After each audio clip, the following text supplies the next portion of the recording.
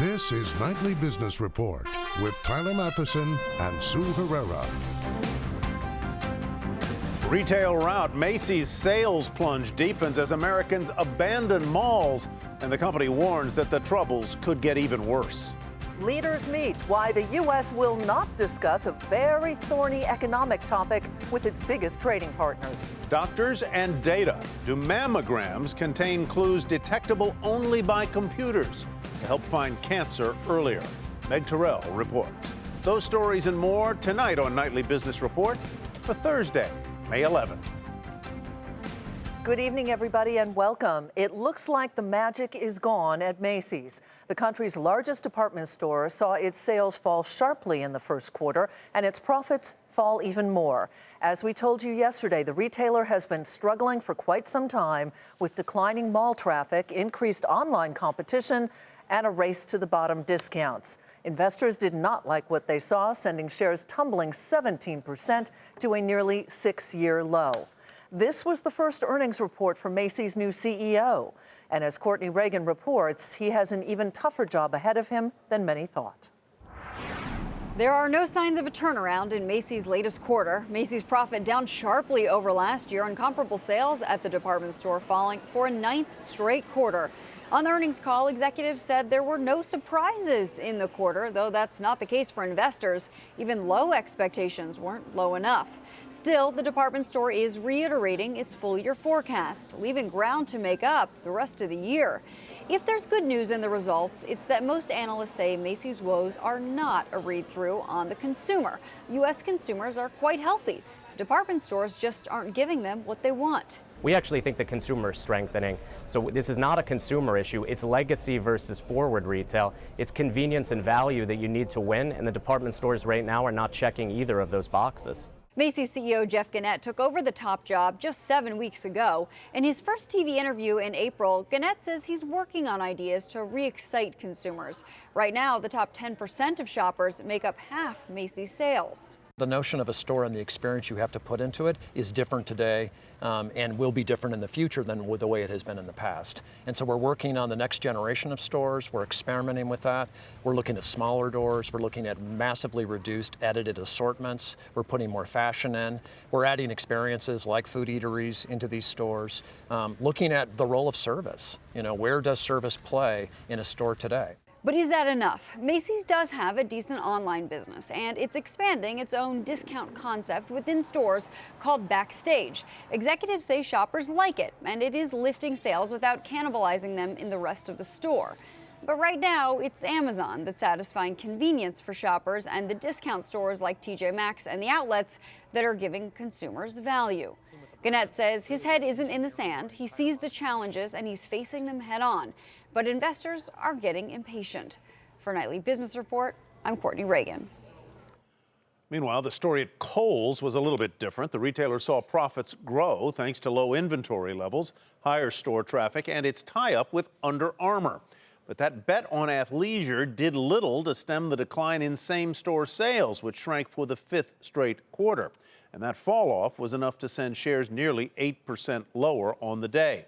That's not all. Dillard's stock was slammed after it reported a decline in quarterly revenue, and late today was a similar story for Nordstrom, which posted a decline in same-store sales, its stock falling in initial after-hours trading.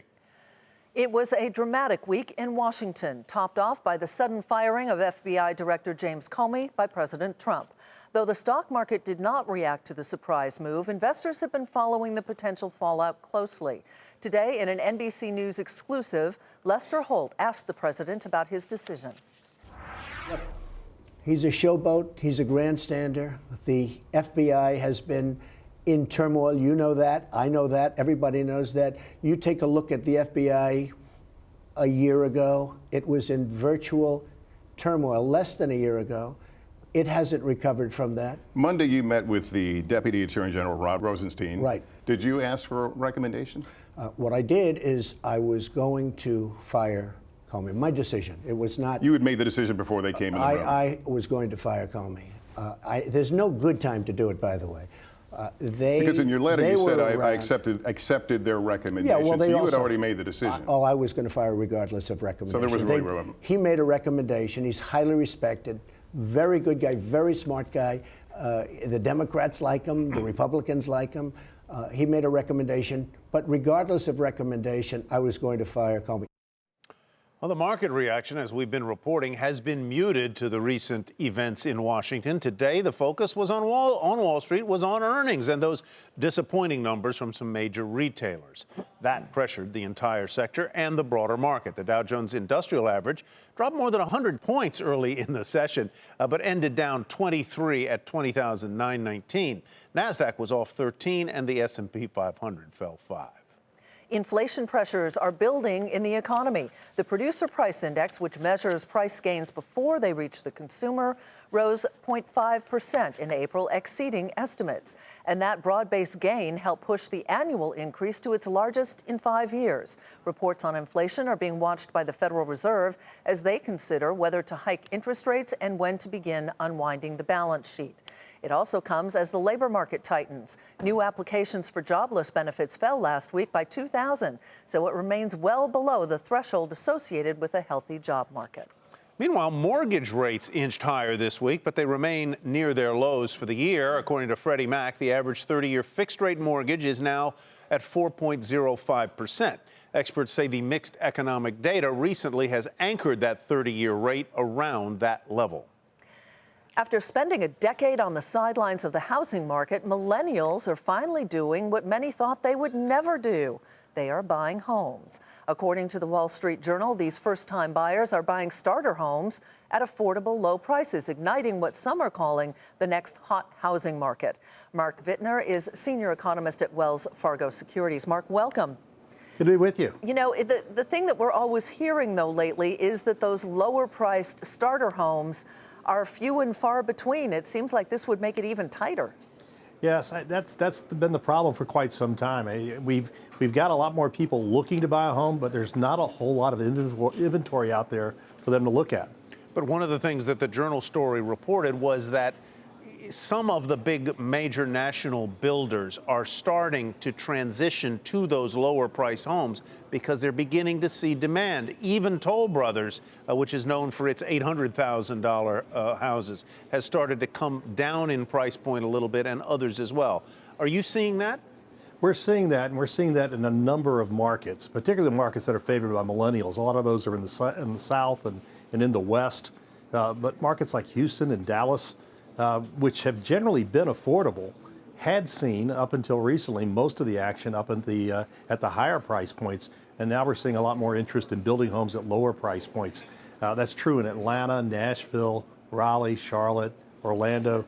They're all seeing a lot more interest in what's thought to be traditional starter homes. But there's one other catch there, and that is that land, just about anywhere outside of Texas, has become very, very expensive. So it's very hard to build homes at those lower price points. Yeah, what is the broader implication for the economy if millennials do continue on this path of deciding that they want to become homeowners? I would assume it means that they're more confident in their prospects and in the economy if they're willing to take on a mortgage? Well, I think that the improvement in home buying is really a result of the improvement that we've seen on the labor market. We've seen the unemployment rate drop to 4.4%. We've seen the number of involuntary part-time workers come down, and we've seen the quit rate go up, which tells me that folks are moving out of jobs that they took because it was the only thing they could find and moving into something that they hope to be more permanent. And that means it's time for them to put down roots and look to purchase a home or a townhome. I think this is the type of thing that typically happens early in an economic recovery. It's glad to finally see it happening, but it has a very powerful carry through to other parts of the economy because when you buy a house, you buy things to go in it. Oh, yes, you do. And a lot of that stuff's made right here in the U.S. And we'll be watching home goods stock as a result of that. Thanks, Mark. Appreciate it. Mark Good to be with you. with Wells Fargo Securities. And overseas, the Bank of England cut slightly its outlook for growth in the UK to just below 2% for this year. Governor Mark Carney also warned that 2017 will be more challenging for British households because wages won't be able to keep up with rising prices. But he did say that growth overall could pick up if the government secures a smooth exit from the European Union. Meantime, the U.S. Treasury Secretary and the finance ministers from 6 other advanced economies are meeting to discuss some of the most pressing global economic issues.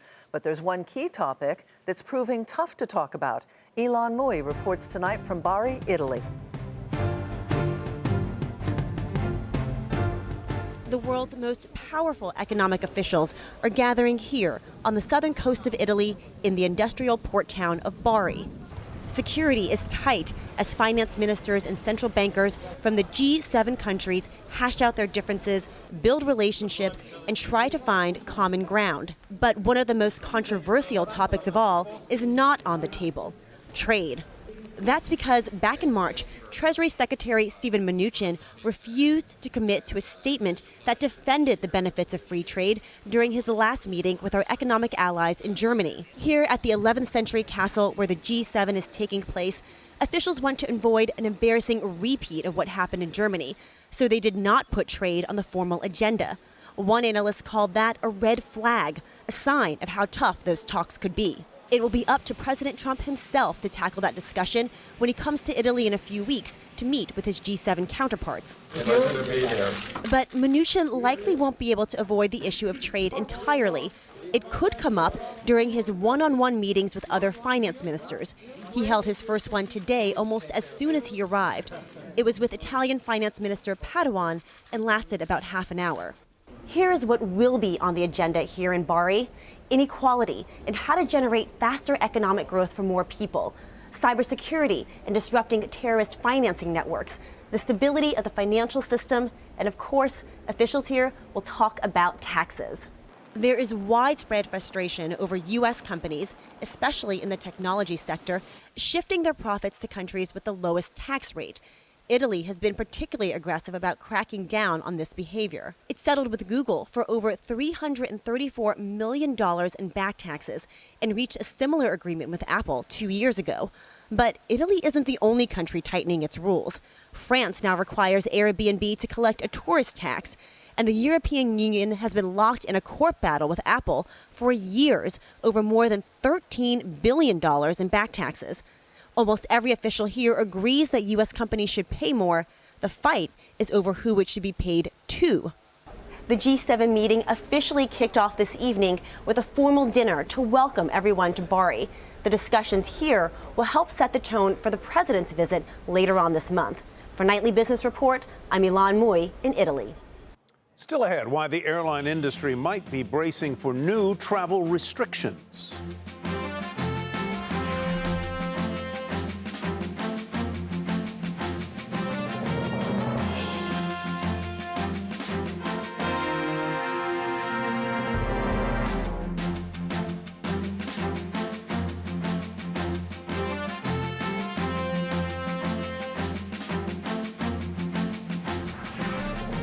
Wells Fargo will double its cost-cutting program. The third largest U.S. bank will cut costs by $2 billion. That's on top of previously announced cost cuts of roughly the same amount. The company plans to use the savings to invest in technology to replace an aggressive sales culture. Bank executives say the fallout from the fake account scandal of last year is accelerating these changes as the industry undergoes a shift. Ford held its annual meeting and faced some questions about where that company is headed, along with its slumping stock price. Shares of the automaker fell today and are now trading near a 5-year low. And even the chairman admits that he's frustrated by the stock that is stalled. Phil LeBeau has our story. Ford is the tale of two companies. Its current business, selling trucks, SUVs, and cars, just posted its second most profitable year ever. And while earnings will be lower this year, business is still strong. Then there's the other Ford, the one spending heavily developing autonomous drive cars, electric models, and mobility solutions.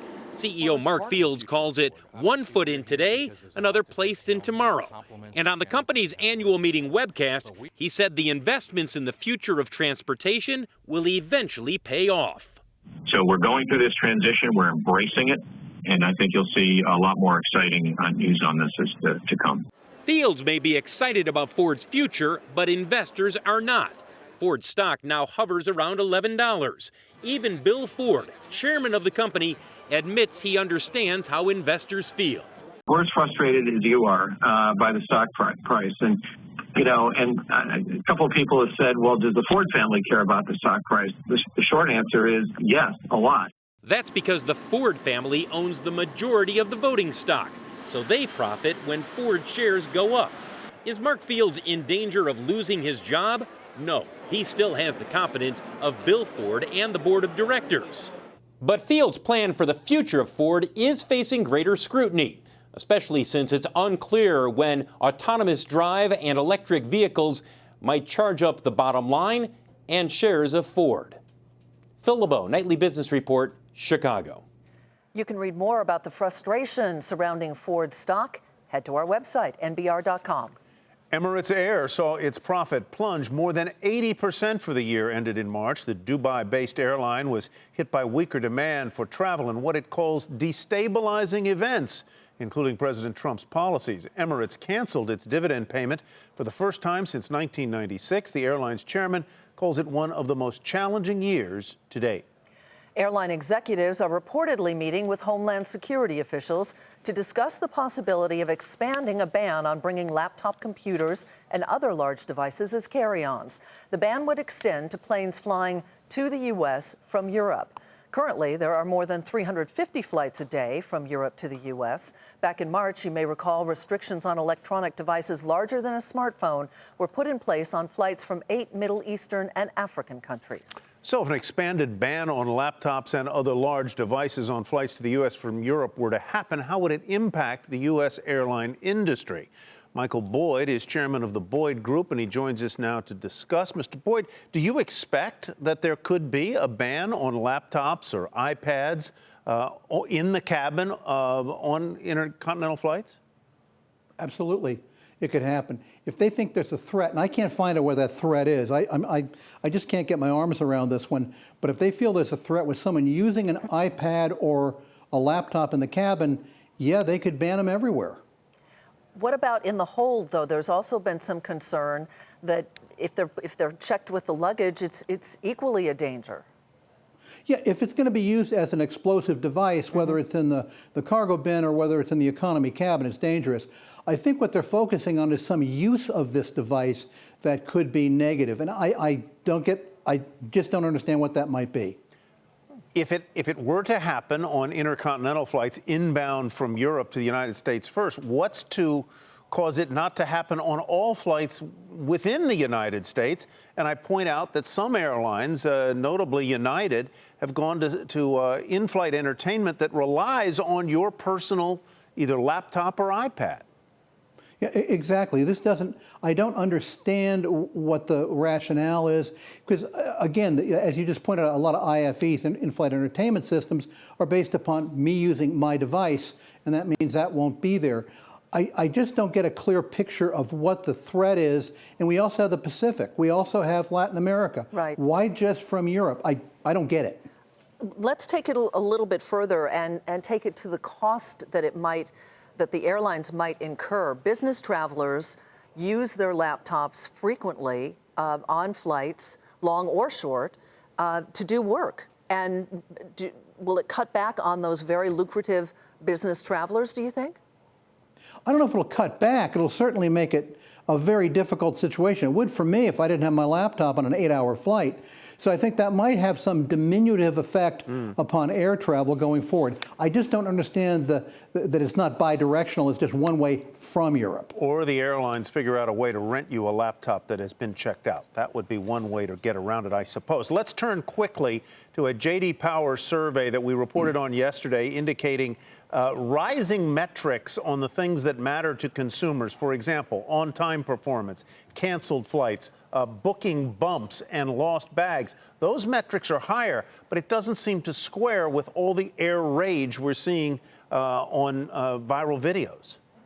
Well, I think it's a nice counterbalance to basically being convicted by iPad or iPhone video. It's a nice counter, but I'm not so sure the metrics they use are all that real world as we need to be. Asking somebody about how the crew was on a flight 3 months ago, I don't remember. So it's okay, but I think it's more anecdotal than it is anything that really indicates better. On-time performance is not better, by the way. It's about the same as it's been for the past 20 years. So I just don't get where they're getting these conclusions. And of course, some of that data came out before this most recent flurry of incidents involving the airlines. Michael, thanks again. Always good to see you. Michael Boyd with the Boyd Group. Verizon outbids AT&T for straight path communications. That's where we begin tonight's market focus. Verizon will pay more than $3 billion to acquire the wireless spectrum holder, trumping rival AT&T's offer by double. The takeover will help Verizon grow its spectrum portfolio for the development of its 5G wireless network. Shares of Verizon fell a fraction to 46.02. Straight path plummeted 20% to 178.11. Investors were hoping that AT&T would come back with a higher bid. Teva Pharmaceuticals reported earnings that topped expectations while its revenue came up short. The drug maker reaffirmed its guidance for the year and said it was looking to sell some of its non-core assets in an effort to trim its debt. Shares rose 2% to $32 even. The NFL says it has entered into an expanded partnership with Twitter to provide the social media platform with live programming 5 days a week during football season. The deal doesn't include games, but Twitter will stream pregame coverage and other types of content year-round. Twitter shares were down 15 cents to $18.39. One of Merck's key medicines received approval from the Food and Drug Administration last night to treat advanced lung cancer in combination with other chemotherapies. The drug, called Keytruda, is already approved to treat other types of cancers. The company's CEO said he's already seeing promising results. We're now studying this drug in almost 500 clinical trials. That's unprecedented. We're studying it across 30 tumor types. We're encouraged by data that we see in about 20 tumor types. So for us, it's all about making sure that we do the right studies, both monotherapy and in combination, to make the drug broadly available for patients who need it. Shares rose marginally today to $64.43. The gun and ammo company Vista Outdoor reported a decline in sales and profits, saying it experienced a, quote, unprecedented drop in demand for its weapons and other products following Donald Trump's presidential victory. Vista Outdoor also gave full-year guidance that was below street forecasts, but said it expects that excess inventory caused by the demand drop to stabilize. And that comment gave investors hope that the slump in gun sales may be nearing an end, and shares rose more than 4% to $21.49. Coming up, using computers to detect a type of cancer earlier than the human eye is capable of. The future might be closer than you think.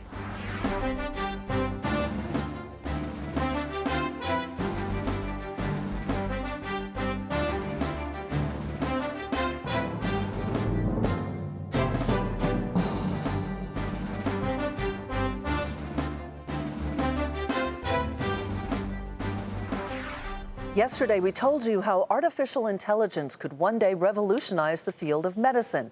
Tonight, Meg Terrell looks at how computers may help improve the detection of a certain type of cancer.